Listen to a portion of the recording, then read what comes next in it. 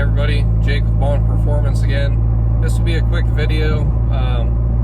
Just wanted to drop a little bit of knowledge on finding information that you don't have an easy way to look up on fasteners. And these same methods can be applied for if you booger up a hole and you need to use a tap or a die to clean up threads, for finding out what pitch and size that you're dealing with. So shot this next clip for a customer that had lost a fastener on his car, and he's all the way out in California. So I figured rather than me just trying to text out an explanation of how to figure out what he needs, just shoot him a quick video. So I'll drop you in on that. Alright, so theoretically speaking, I'm missing one of these bolts and I need to find a matching bolt to replace it. So no clue what size or thread pitch this is or anything, coming into it blind. So there's 3 different things about each bolt that makes it either something usable or not usable. Number 1 is the threads, metric or standard, which most people, myself included, you're not going to be able to tell that just by looking at it. And there's coarse and fine threads of each of those.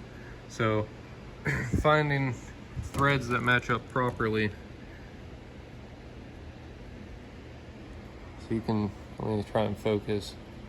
So you can match them in so there's no daylight in between them. So it fits together like they were cut from the same piece. Obviously they weren't, but that's how you check threads, to find out if it's metric, standard, or coarse thread.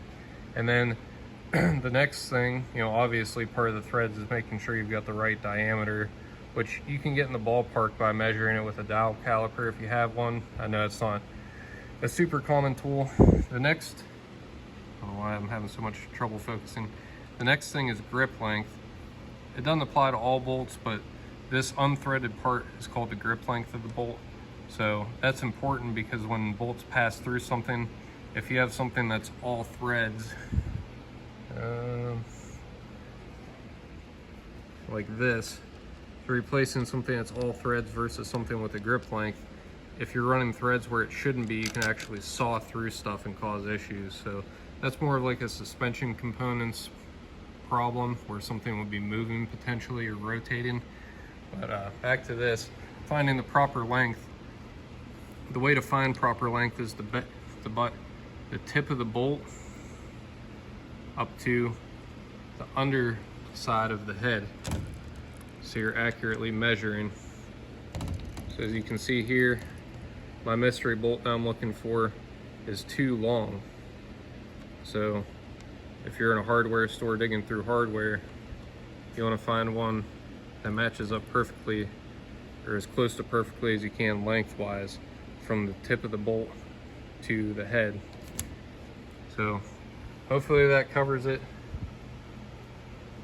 and hopefully that's useful information on how to find proper replacement hardware when you have no clue what bolt or screw you're missing, but you have one available that you can take with you and actually put hands on different hardware in a hardware store.